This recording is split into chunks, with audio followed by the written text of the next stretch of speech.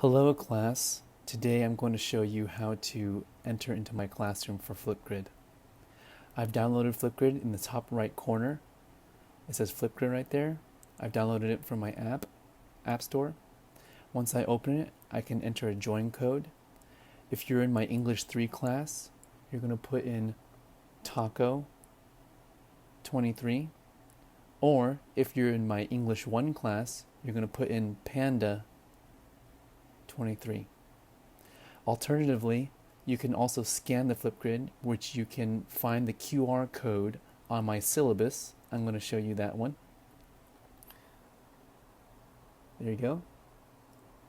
And then once it prompts you to join either with Microsoft or Google, you want to join with Google. And you want to click continue. Now I have many different Gmails, but for you, make sure you hit the one that has at pittsburghusd.net, which is for me the bottom one. And there you go.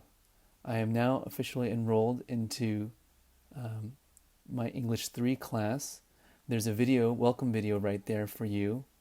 And it's the same one that I posted on Google Classroom. And here are some instructions. And make sure that you record your own response. You put by pressing that bottom right button. Okay, thank you.